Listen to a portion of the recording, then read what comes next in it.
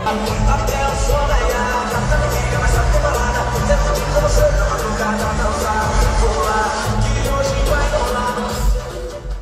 po ba sa physical activity na pagtakbo, ano po ba yung mga pwede pang paraan para ma-prevent yung lung diseases? Una, kailangan magpakonsulta kaagad. Huwag po natin baliwalain. Kung may nararamdaman tayo, magpatingin po tayo kaagad. At kung maaga pong matingnan at masuri na meron po talagang kailangang gamutan, ay huwag naman tayong titigil sa gitnang ng ating paggagamutan upang matiyak po na lubos ang kanyang paggaling at hindi na po siya makahawa or mabalik din ang kanyang tunay na kalusugan. Ano po ba yung mga common symptoms ng may mga lung diseases para po alam nila kung kailan sila dapat magpa-check up?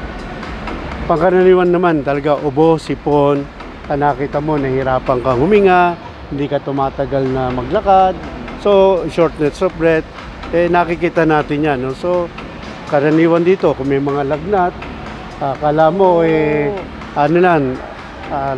lagnat laki yan, sinat lang yan. Pero tingnan natin, kaya nga pagka ang ubo ay matagal na, kailangan po ay nagpapatingin. At tayo po naman, lahat po na yan ay available sa ating mga health center. Ang importante, magpatingin po sila sa pinakamalapit na health center para mabigyan po sila ng karampatang lunas. Doc, do we have data like sa Calabarzon region or sa Philippines if you have lang, gano'n ba karami may cases ng tuberculosis pa rin? Sa ngayon kasi mataas pa rin. Tulad na nabanggit mo kanina, ang parang 7% of sa global natin sa atin nakikita natin na yung pa rin ang cases ay mga TB. So maraming figure ito, Doc? Hindi ko lang hawak yung buong data.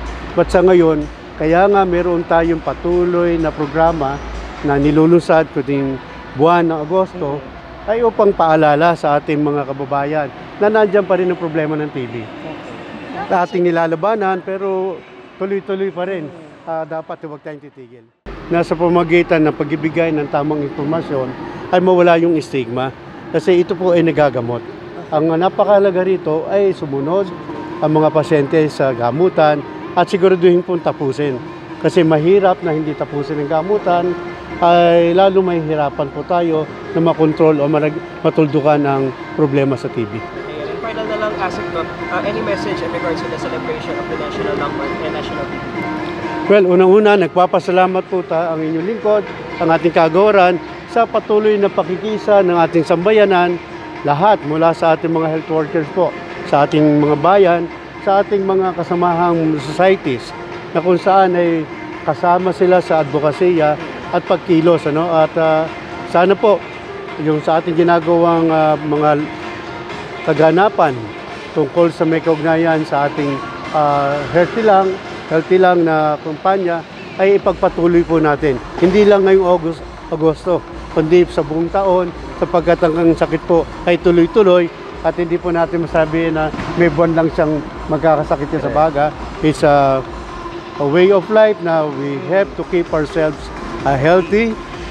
Sabi nga po natin Secretary, tandaan po nyo lagi yung salitang TED, tamang pagkain, ehersisyo at disiplina.